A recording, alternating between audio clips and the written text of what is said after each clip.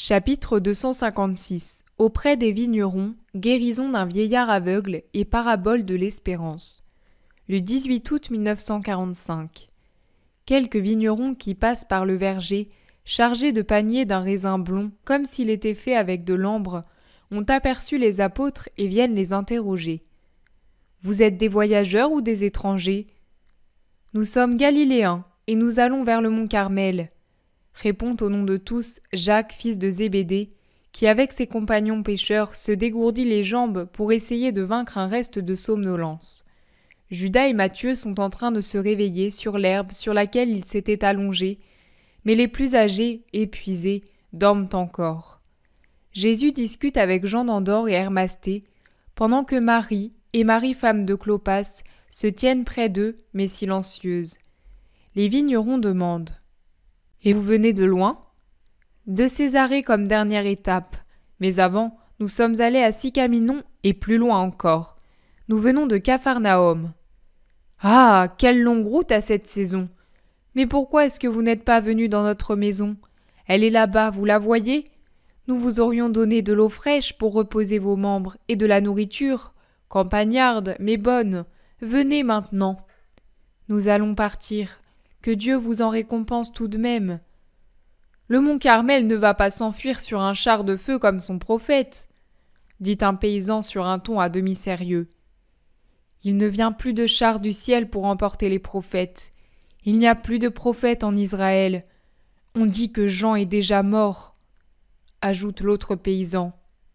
Mort ? Et depuis quand ? On dit des gens venus d'au-delà du Jourdain. Vous le vénériez ? Nous étions ses disciples. Pourquoi l'avez-vous quitté ? Pour suivre l'agneau de Dieu, le Messie qu'il a annoncé. Il y a encore lui en Israël, homme, et il faudrait bien plus qu'un char de feu pour le transporter dignement au ciel. Vous ne croyez pas au Messie ? Si, nous y croyons. Nous avons décidé qu'une fois la récolte finie, nous irons à sa recherche. On dit qu'il est plein de zèle pour obéir à la loi, et qu'il va au temple aux solennités prescrites. Nous irons bientôt à la fête des tentes, et nous serons au temple tous les jours pour le voir. Et si nous ne le trouvons pas, nous irons à sa recherche jusqu'à ce que nous l'ayons trouvé. Vous qui le connaissez, répondez-nous. C'est vrai qu'il est presque toujours à Capharnaüm ? C'est vrai qu'il est grand, jeune, pâle, blond, et qu'il a une voix différente de celle de tous les hommes, qu'elle touche les cœurs, et que les animaux et les plantes l'entendent ? Tous les cœurs, sauf ceux des pharisiens, Gamla. Eux, ils sont devenus plus durs. Ce ne sont même pas des animaux, ce sont des démons, y compris celui dont je porte le nom. Mais dites-nous, c'est vrai qu'il est comme ça, et qu'il est si bon qu'il parle avec tout le monde, qu'il console tout le monde, qu'il guérit les maladies et convertit les pécheurs ? Vous le croyez ? Oui, mais nous voudrions l'apprendre de vous qui le suivez. Ah, si vous nous conduisiez à lui !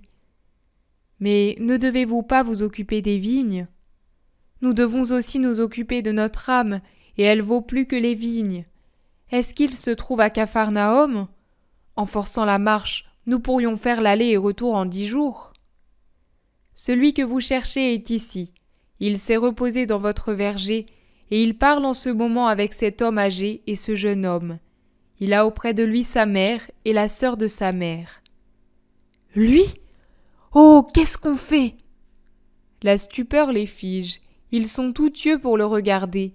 Toute leur vitalité se concentre dans leurs pupilles. Eh bien, vous désiriez tant le voir et maintenant vous ne bougez plus ? Vous êtes devenus des statues de sel ? Plaisante Pierre. Non, c'est que... Mais le Messie est tellement simple.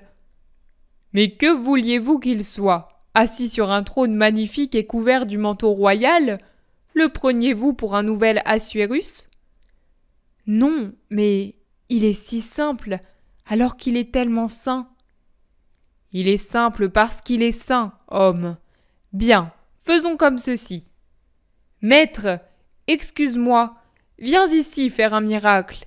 Il y a ici des hommes qui te cherchent et te voir les a pétrifiés. Viens leur rendre le mouvement et la parole. Jésus, qui s'est retourné en s'entendant appeler, se lève en souriant et s'avance vers les vignerons, qui le regardent d'un air tellement stupéfait qu'ils en paraissent apeurés. « Paix à vous, vous vouliez me voir ? Me voici. » Et il fait son geste habituel d'ouvrir les bras en les tendant un peu comme pour s'offrir. Les vignerons tombent à genoux et restent muets. « N'ayez pas peur, dites-moi ce que vous voulez. » Sans parler, ils tendent les paniers remplis de raisins. Jésus admire les fruits magnifiques et en disant merci, allonge la main pour prendre une grappe, puis il commence à en manger les grains. « Ô Dieu très haut, il mange comme nous !» dit en soupirant celui qu'on appelle Gamla. Impossible de garder son sérieux devant cette sortie. Jésus lui-même a un sourire plus accentué, et comme s'il s'excusait, il dit « Je suis le Fils de l'homme !» Mais son geste a vaincu leur torpeur extatique, et Gamla dit « Est-ce que tu n'entrerais pas chez nous, au moins jusqu'au soir ? Nous sommes nombreux, car nous sommes 7 frères, plus nos femmes et nos enfants, et encore nos vieux parents qui attendent paisiblement la mort. Allons-y, vous appelez vos compagnons et rejoignez-nous. Mère, viens avec Marie. » Et Jésus se met en route derrière les paysans qui se sont relevés et marche un peu de biais pour le voir marcher. Le sentier est étroit entre les troncs d'arbres reliés les uns aux autres par les vignes. Ils ont vite fait d'arriver à la maison, ou plutôt aux maisons car elles forment un petit carré avec au milieu une large cour commune où se trouve un puits. On y accède par un couloir profond qui fait office de vestibule et que l'on ferme certainement la nuit par un lourd portail. Que la paix soit sur cette maison et sur ceux qui y habitent, dit Jésus en entrant et en levant la main pour bénir. Il la baisse ensuite pour caresser un amour de bébé à moitié nu qui fixe sur lui un regard extasié. Il est très gracieux dans sa chemisette sans manches qui retombe de ses épaules potelées, debout sur ses pieds nus, avec un doigt dans la bouche et une croûte de pain trempée dans l'huile dans l'autre menotte. « C'est David, le bébé de mon jeune frère », explique Gamla pendant qu'un autre vigneron entre dans la maison la plus proche pour prévenir. Il en ressort aussitôt pour entrer dans une autre et il fait ainsi pour toutes, de sorte que des visages de tout âge se présentent puis se retirent pour revenir après une toilette sommaire. Assise à l'ombre d'un auvent qui fait saillie et qu'abrite un figuier gigantesque, se trouve un vieillard avec un bâton dans les mains.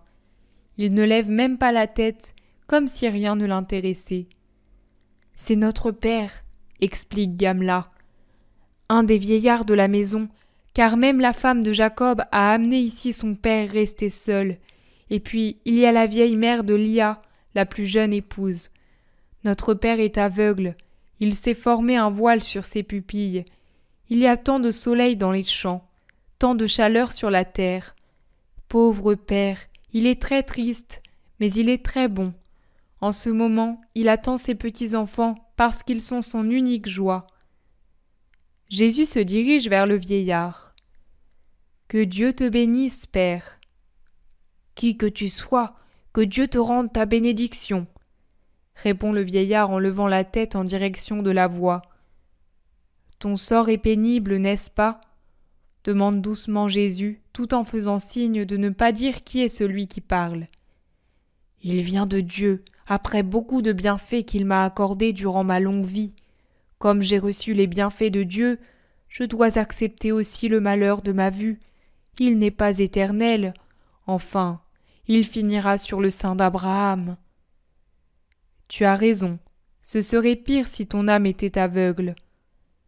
J'ai cherché à lui garder toujours la vue. Comment as-tu fait ? Tu es jeune, toi qui parles, ta voix me le montre. Tu ne seras pas comme ces jeunes d'aujourd'hui qui sont tous aveugles parce qu'ils sont sans religion, hein ?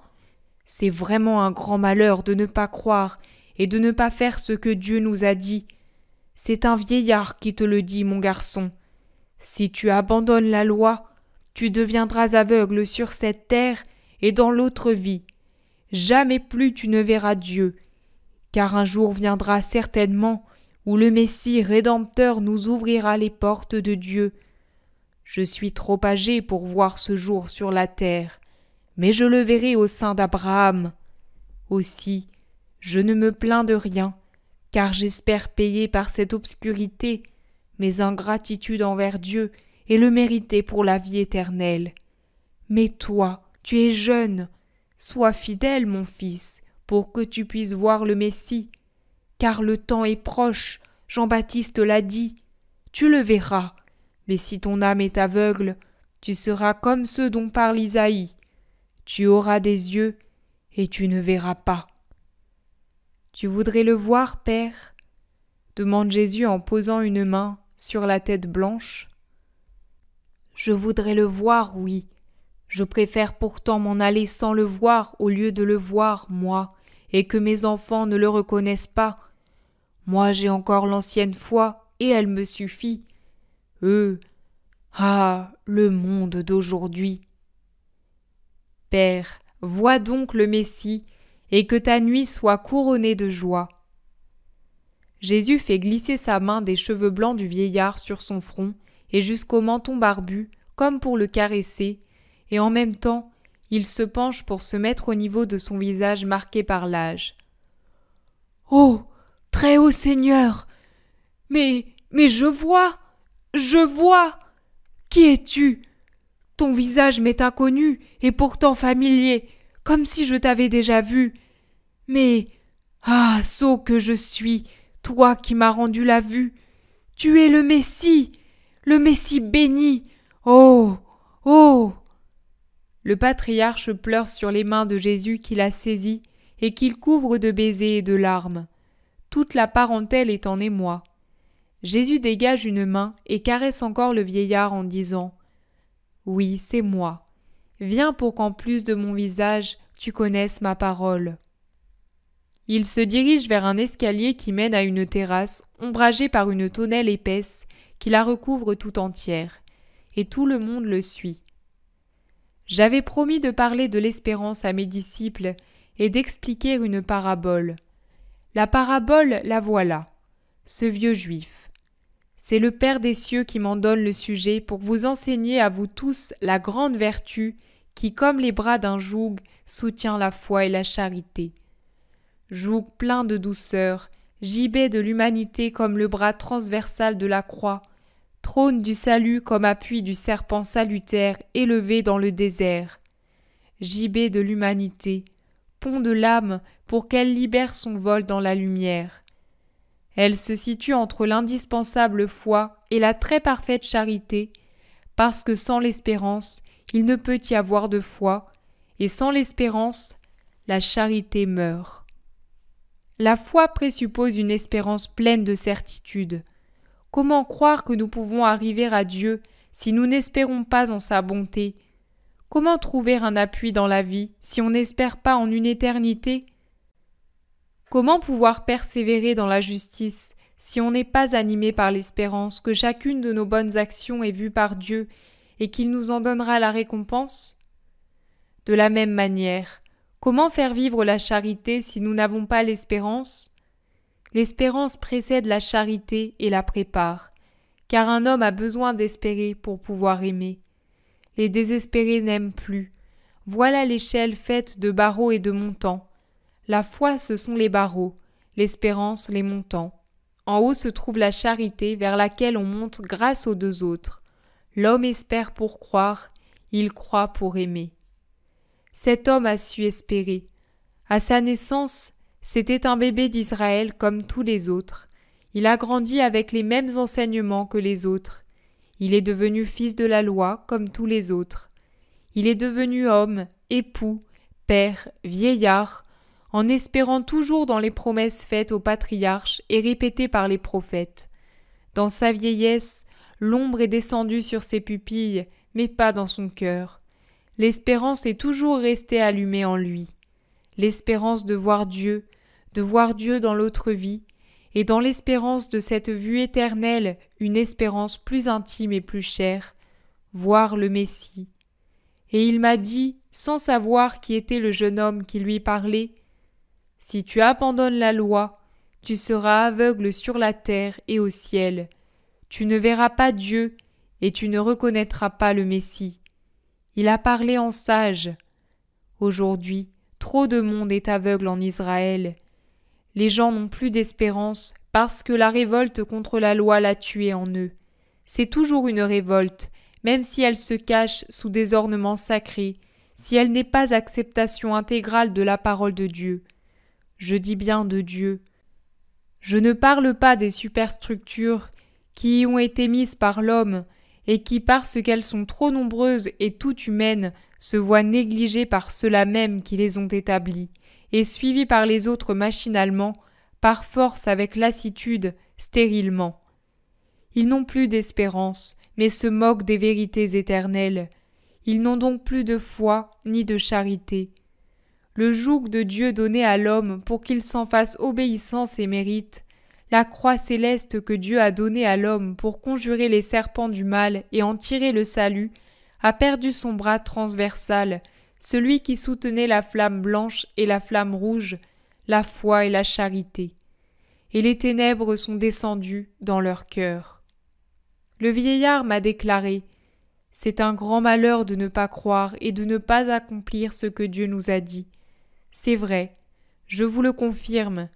C'est pire que la cécité matérielle, que l'on peut encore guérir pour donner à un juste la joie de revoir le soleil, les prés, les fruits de la terre, les visages de ses enfants et petits-enfants, et par-dessus tout, ce qui était l'espérance de son espérance, voir le Messie du Seigneur.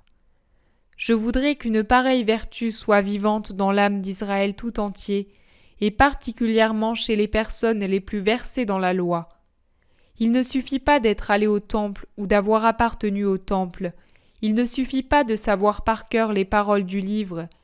Il faut savoir en faire la vie de notre vie grâce aux 3 vertus divines. Vous en avez un exemple. Là où elles sont vivantes, tout est facile à supporter, même le malheur, car le joug de Dieu est toujours un joug léger qui pèse seulement sur la chair, mais n'abat pas l'esprit. Allez en paix, vous qui vivez dans cette maison de bons juifs. Va en paix, vieux père, tu as la certitude que Dieu t'aime. Termine ta journée de juste en déposant ta sagesse dans le cœur des petits de ton sang. Je ne puis rester, mais ma bénédiction demeure dans ces murs, riche de grâce comme les grappes de cette vigne. Jésus voudrait s'en aller, mais il doit rester tant pour connaître cette tribu de tous les âges que pour recevoir tout ce qu'on veut lui donner, jusqu'à rendre les sacs de voyage bedonnants comme des outres. Puis, il peut reprendre la route par un raccourci, entre les vignes que lui indiquent les vignerons, qui ne le quittent que sur la route principale, déjà en vue d'un village où Jésus et ses disciples pourront passer la nuit.